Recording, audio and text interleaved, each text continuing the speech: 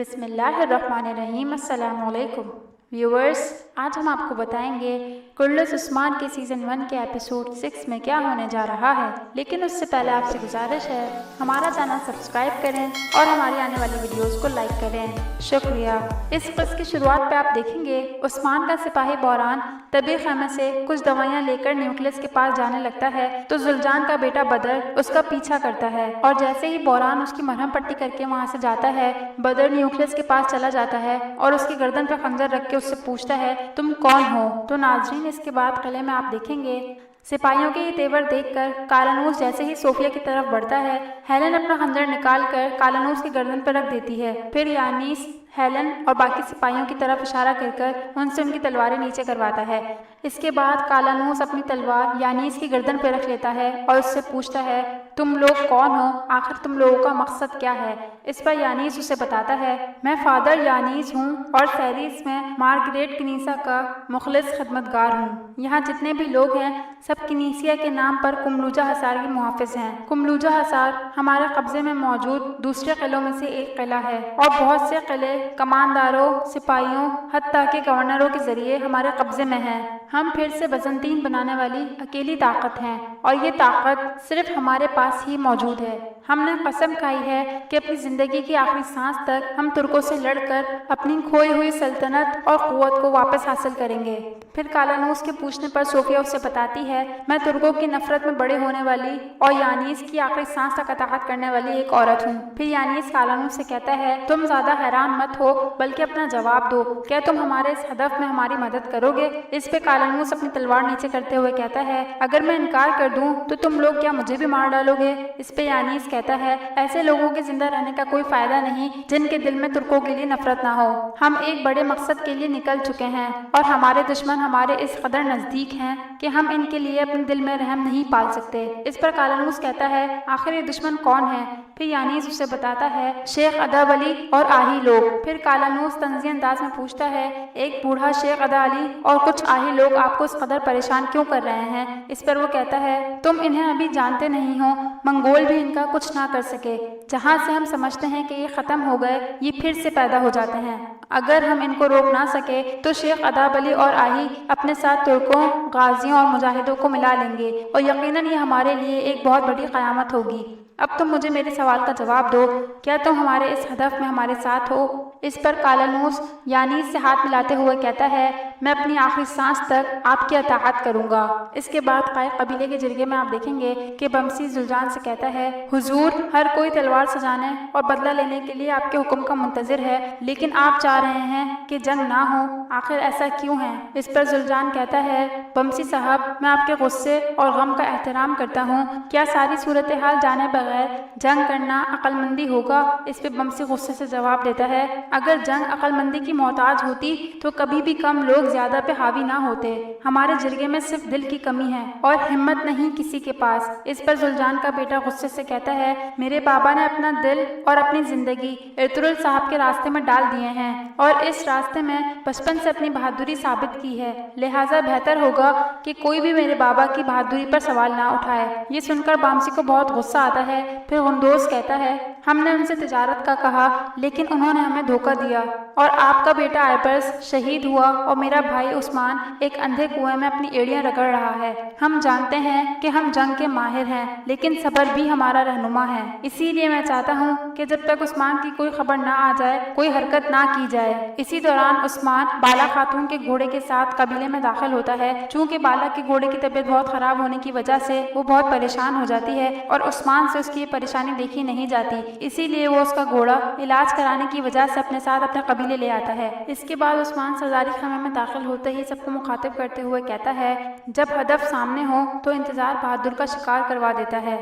تو میرے معزز سرداروں، کوملوجہ حصار کے فتنوں سے لڑنے کا وقت ہے، لیکن تلوار سے کی گئی جنگ صرف کافروں کی روحیں بڑھائے گا۔ ہم سب سے پہلے اپنے دشمن کے مضبوط اعضاء کو توڑیں گے، اور پھر ایک ایک کر کے اس کے تمام اعضاء اس کے جسم سے الگ کر دیں گے۔ اب وقت آ گیا ہے کہ دیوار کے پیچھے چھپے دشمنوں کے سینے میں خنجر پیوست کیے جائیں۔ اس پر غندوز کہتا ہے میرے بھائی لگتا ہے تم بہت بڑے ہو گئے ہو اور بہت تجربے کار بھی۔ اس کے جواب میں عثمان کہتا ہے بھائی جان اس جگہ نا تجربے کاری کی کوئی جگہ ہی نہیں، اور سب سے بڑے نا تجربے کاری تجارت کی رسی پکڑ کر کافروں کے کنویں میں اترنا ہے۔ ہمیں ایسے دشمنوں کا سامنا ہے جنہوں نے اپنے حاکم کو مارا اور ہمارے لیے بے شمار منصوبے بنائے اور میرے بھائی آئبرس کو قتل کر کے جنگ کی ابتدا کی۔ اب یہ جنگ کا نہیں بلکہ شہادت کا وقت ہے۔ میں چاہتا ہوں کہ آج اس جرگے میں کافروں کے ساتھ جنگ کا فیصلہ ہو جائے، لیکن اس کا فیصلہ ہمارے سردار ذوالجان صاحب کریں گے۔ یہ سن کے وہاں موجود تمام سردار عثمان کی بات سے اتفاق کر لیتے ہیں۔ جب ذوالجان یہ تمام صورتحال دیکھتا ہے تو وہ کہتا ہے روایات کے مطابق اس جنگ کا فیصلہ ہمارے حقیقی سردار یعنی ارطغرل صاحب کریں گے۔ ان کے آنے تک ہمیں صبر کرنا ہوگا۔ اپنے بھتیجوں سے تھوڑی دیر اکیلے میں بات کرنا چاہتا ہوں تو آپ لوگ جا سکتے ہیں۔ اس کے بعد عثمان اپنے چچا اور اپنے بھائی غندوز کے سامنے تمام صورتحال بیان کرتا ہے۔ تمام باتیں سن کر ذوالجان کہتا ہے جتنی کوششیں تم نے کی ہیں تمہیں شاباش ہے عثمان، تم نے سردار کے بیٹے ہونے کا حق ادا کر دیا اور چچا ہونے کی حیثیت سے مجھے تم پر فخر ہے۔ یہ سن کر عثمان اور غندوز دونوں بہت حیران ہوتے ہیں اور عثمان کہتا ہے یہ جانتے ہوئے بھی کہ آئیگل کو انہوں نے اغوا کیا۔ اس پر ذوالجان کہتا ہے دشمن کی حرکتیں کبھی ختم نہیں ہوتی اور میری بیٹی آئیگل کی اغوا کی وجہ تم نہیں تھے۔ مجھے تم پر پورا اعتبار ہے، لیکن میں چاہتا ہوں کہ ارطغرل صاحب کے واپس آنے تک تم اپنی حفاظت کرو اور اپنے سپاہیوں اور خود کو قابو میں رکھو۔ اس پہ عثمان کہتا ہے آپ فکر نہ کریں چچا جان، میں اپنے جذباتوں کو اور اپنے سپاہیوں کو قابو میں رکھوں گا۔ یہ کہہ کر وہ وہاں سے چلا جاتا ہے۔ پھر آپ قلعے میں دیکھیں گے کہ یانیس ایک خط پڑھ کر بہت خوش ہوتا ہے۔ صوفیہ کے پوچھنے پر وہ بتاتا ہے ہمارے ایک آدمی نظام الدین نے نئے بازار میں آہی کے ساتھ عثمان کو دیکھا ہے۔ اس پر کالانوس کہتا ہے لگتا ہے وہ تمام لوگ نئے بازار میں جمع ہو رہے ہیں۔ آقا یانیس اگر آپ حکم دیں تو میں ان پر حملہ کر دوں۔ اس پر یانیس کہتا ہے ہم ان کو قتل بھی کریں گے اور ان کو ختم بھی کریں گے، لیکن ابھی جنگ کا وقت نہیں آیا۔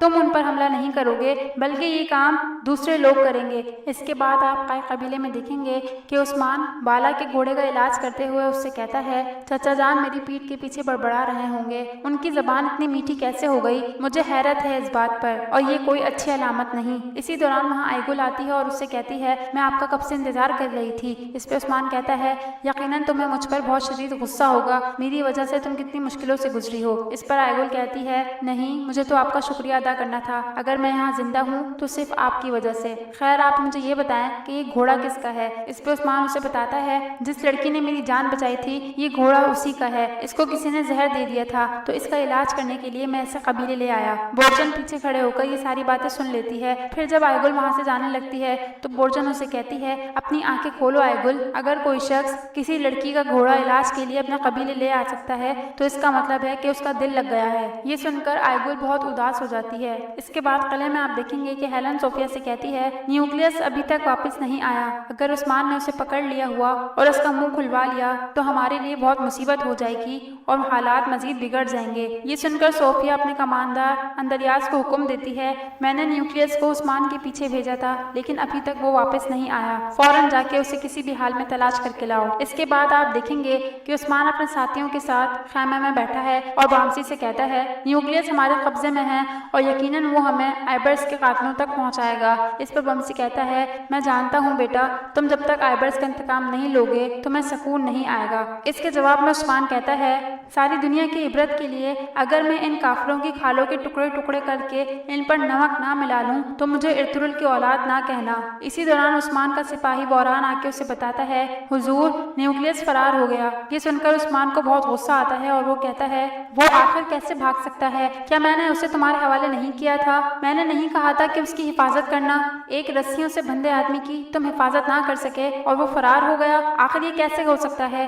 اس پر بوران اسے کہتا ہے حضور آپ کے حکم کے مطابق میں نے اس کا علاج کیا اور جنگل میں شکار کے لیے چلا گیا تاکہ وہ بھوک سے نہ مر جائے، لیکن جب میں واپس آیا تو رسیاں کٹی ہوئی تھیں اور وہ وہاں موجود نہیں تھا۔ میرے پیچھے کوئی آیا اور اسے بھگا کے لے گیا۔ اس پہ عثمان کہتا ہے آخر اتنی جرأت کون کر سکتا ہے؟ اس کے بعد عثمان کہتا ہے وہ یقیناً واپس قلعے گیا ہوگا اور میں اسے ڈھونڈنے اس کے قلعے تک جاؤں گا اور اس کے گلے سے پکڑ کر اسے سولی پہ لٹکاؤں گا ताकि दोबारा किसी की हिम्मत ना हो सके मुझ पर हाथ उठाने की या मुझसे गद्दारी करने की। इस पे बमसी कहता है हो सकता है किले में तुम्हारे लिए पहले से कोई फंदा तैयार कर रखा हो। फिर उस्मान कहता है आप फिक्र ना करें बमसी साहब, मैं न्यूक्लियस के लिए किले को कब्रिस्तान बना दूंगा ताकि एक को दी गई सजा तमाम लोगों के लिए किस्सा बन जाए। फिर उस्मान सामसा से कहता है अब किले पर हमले का वक्त है। ये सुनकर सामसा बहुत खुश होते हुए कहता है हुजूर, मैं तो कब से इंतजार में था कि कब मेरी तलवार को काफिरों का खून लगेगा और वो दोबारा से सैराब होगी। मैं आपका बहुत शुक्रगुजार हूँ कि आपने मुझे चुना।